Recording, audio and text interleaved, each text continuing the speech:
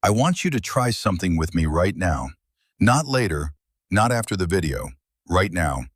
Breathe in through your nose until your lungs feel full. Then, without breathing out, sip in a little more air on top of it.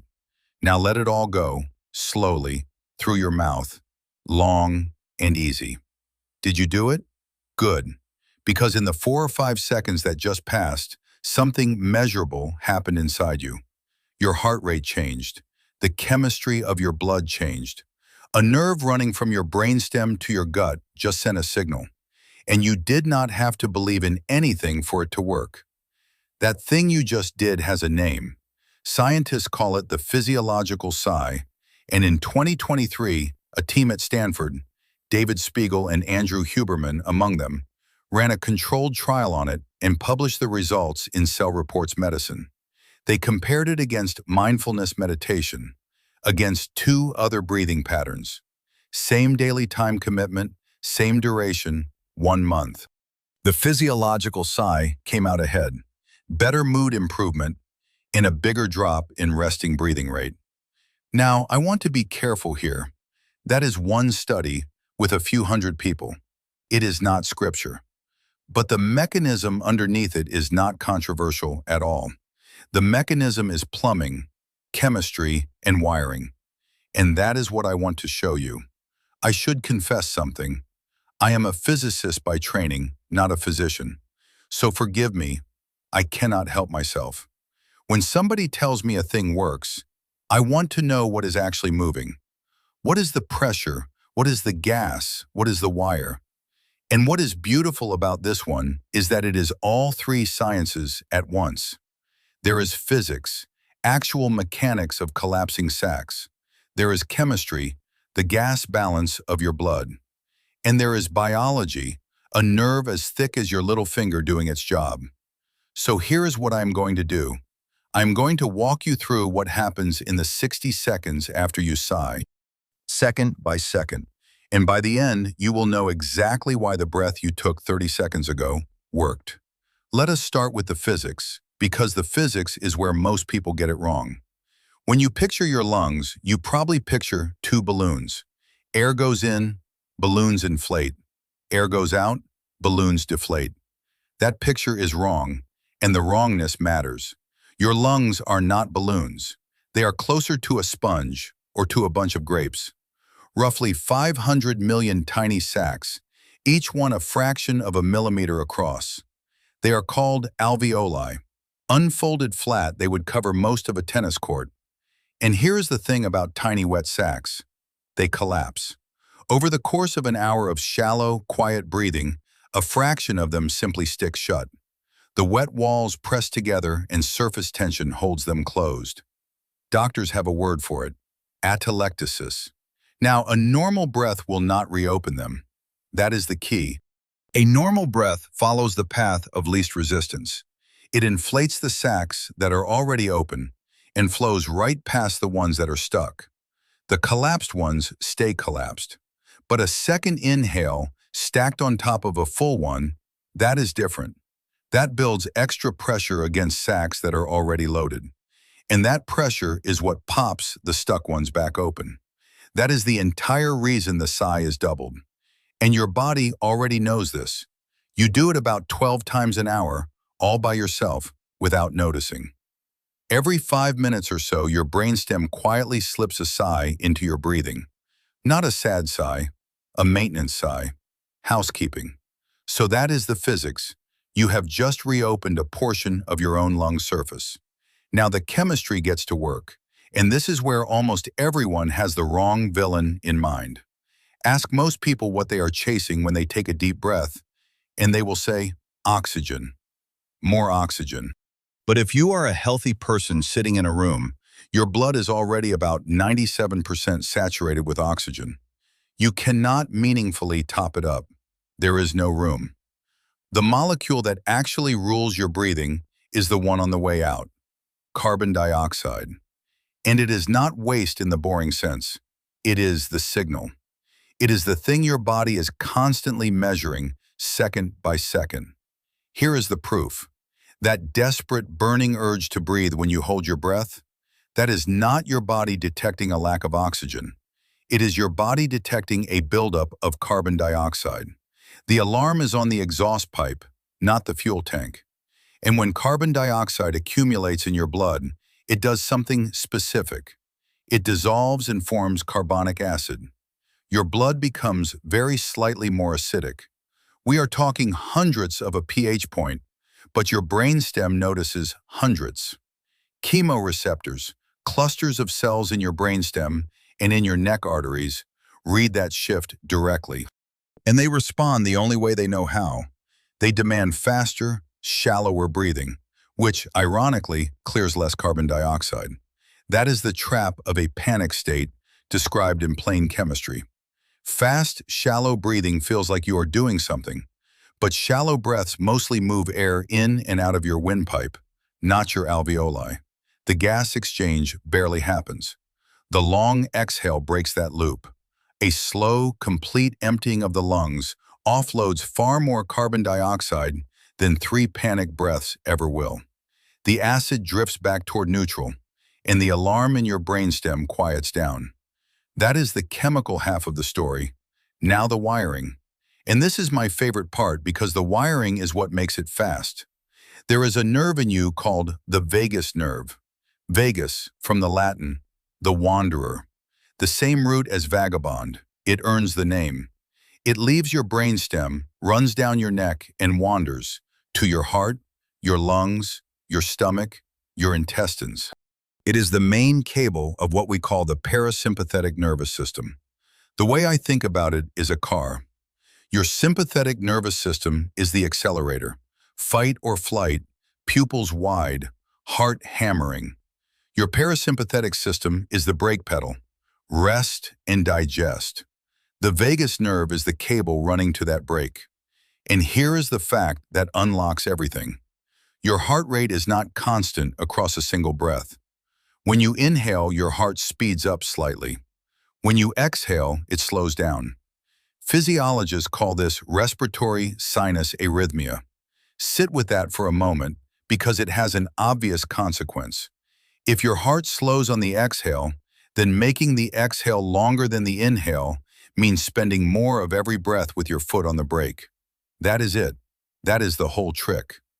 There is a second mechanism too. As you empty your lungs, pressure inside your chest changes, and stretch sensors in the wall of your aorta, baroreceptors, register it.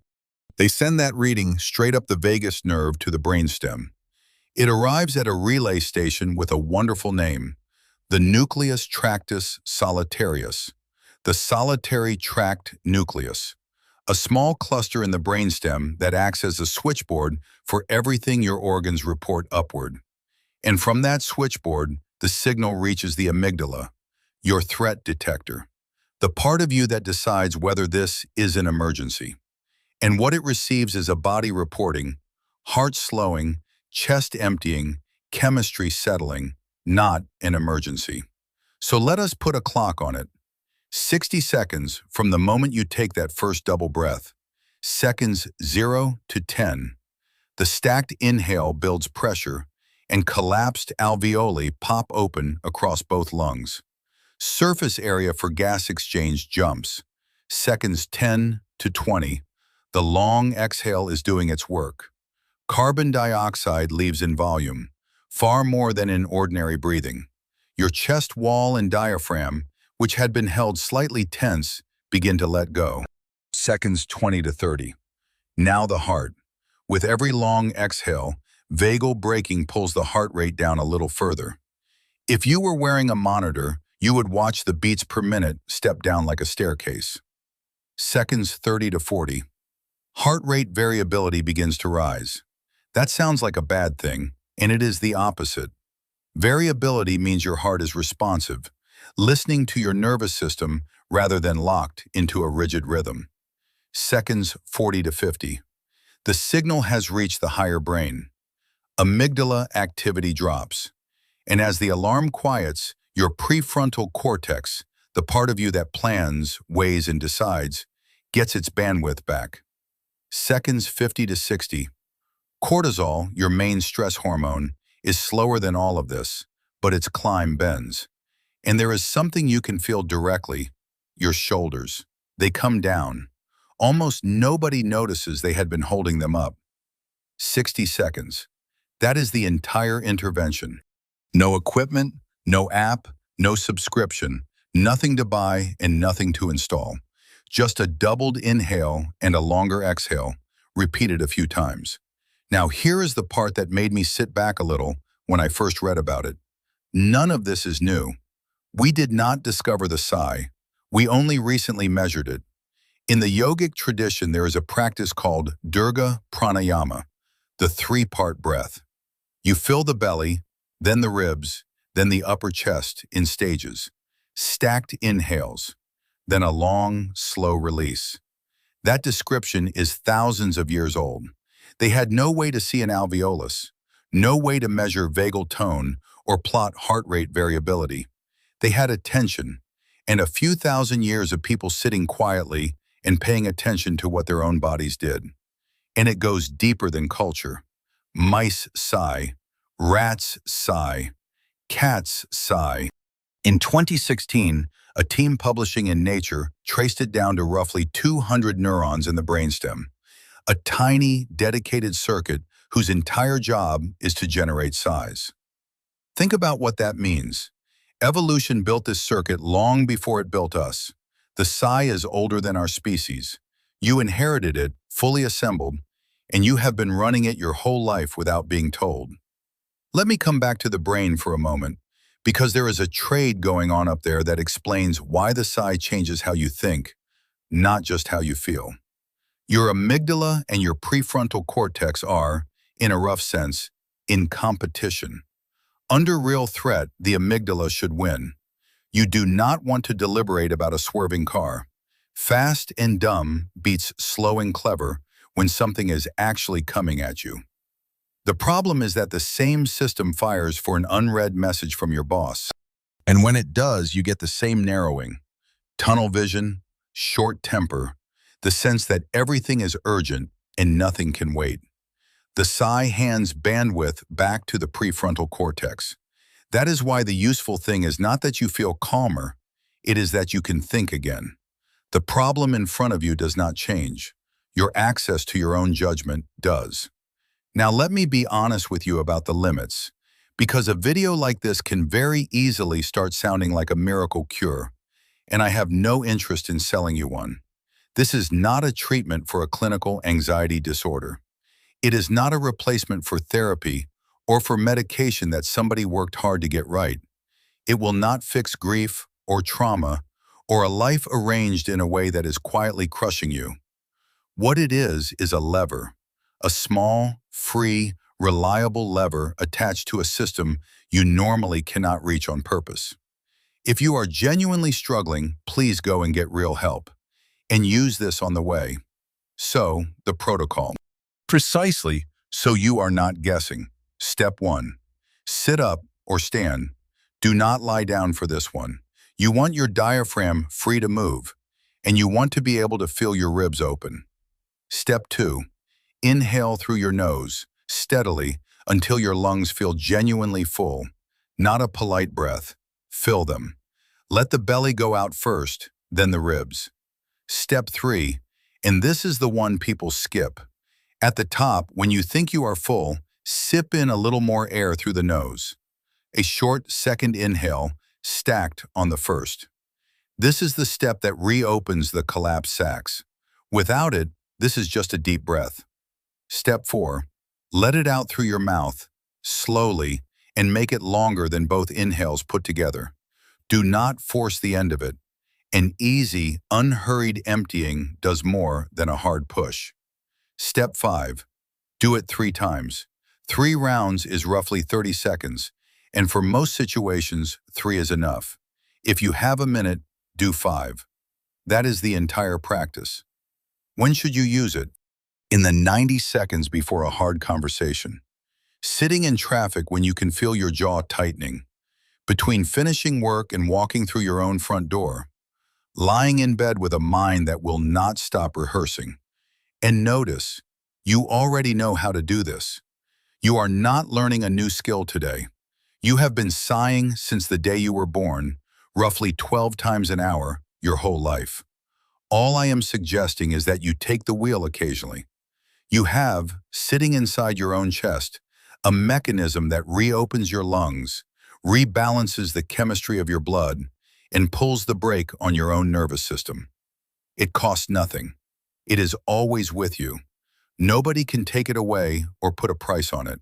I find that genuinely remarkable. Not because it is mystical, it is the opposite of mystical. It is pressure, gas, and voltage. It is remarkable because it is so ordinary that almost nobody bothers to look at it. So where does that leave us? With a choice, really. You can close this video and let it become one more interesting thing you watched and never used. That is the usual ending, and there is no judgment in it. Or you can take 3 breaths right now before you go anywhere. Double inhale, long exhale, 3 times. Nature does not argue with you. It simply demonstrates. Give it 30 seconds and let it make its own case. Because that, in the end, is what science really is. Not a stack of facts to memorize. It is the habit of checking. So check this one. On yourself, right now. Breathe well and live well. Thank you for watching.